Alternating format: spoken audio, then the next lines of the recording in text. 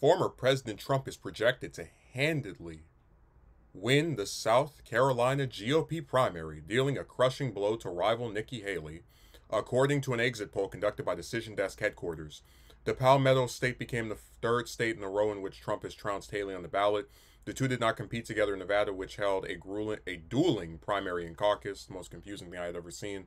Trump's win was largely expected given that an average of South Carolina surveys compiled by Decision Desk headquarters and The Hill found Trump leading Haley 64% to 33%.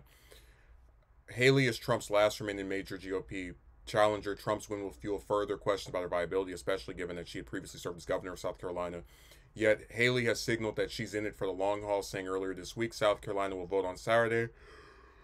But on Sunday, I will still be running for president. She's very boring. Many Republicans have largely started to shift their attention to the general election, as it increasingly looks like a rematch between Trump and President Biden. All eyes are now turned to Super Tuesday on March 5th, where Alabama, Alaska, Arkansas, California, Colorado, Maine, Massachusetts, Minnesota, North Carolina, Oklahoma, Tennessee, Texas, Utah, Vermont, Virginia, and American Samoa will be casting their ballots in the presidential contest. The Trump campaign projected in a memo this week that the former president would notch the necessary number of GOP delegates to secure nomination by March 19th. Okay, so no one was surprised by these results. Every single poll that's been released since this primary started has shown Trump leading in South Carolina, along with pretty much every other state.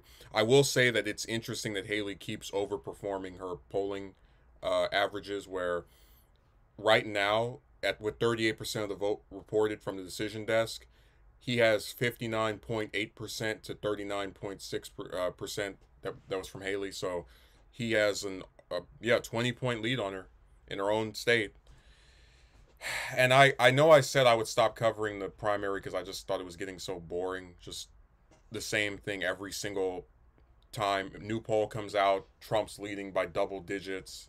Haley says she'll stay in regardless of what the results are. Because it just seems like we're in this race where the Republican voters want Trump, but then there's also the possibility that they might not be able to have Trump because of the four different criminal cases across 4 states, and then the E. Jean Carroll stuff.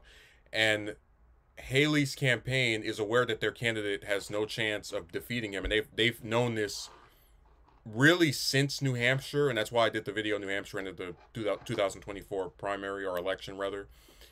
But they also know that there is some unpredictability, right, with regard to Trump's candidacy, so they're kind of like holding out to see what's going to happen with him that might take him off the ballot or prevent him from continuing to run for president. It's such a unique primary where you have this candidate, this former president, who, even though he's no longer in office, we're getting the same results on the Republican side we get from the Democratic side, where the incumbent or former president is just trouncing everyone else, right? Winning by these like crushing double-digit margins. And people are having to keep convincing themselves, oh, they need to stay in because da-da-da-da-da. But then every race, tick-tock, tick-tock, this person wins that. Same person winning every state over and over again. And now it seems like the only reason that Haley wants to stay in is so that she can keep on raising money and holding out hope to see what kind of weird thing happens with Trump before November because of all these different charges. If he was a regular candidate who didn't have any criminal charges and was just crushing her, she probably would have dropped out after New Hampshire. But I think there's some kind of strategy they have that's not even about actually winning any state. Like I said before, I wouldn't be surprised if Trump wins every single state in this primary, because the polling has shown that he has these double-digit margins, and it just doesn't seem like the voters want Haley, or certainly not enough for her to win anything. So she can keep saying, oh, only 3 states have voted, 4 states have voted, but if all of the states are voting for the same damn candidate over and over again, and you're the only, I mean, I didn't even cover this. Nevada had their caucus, and she lost to, what was it?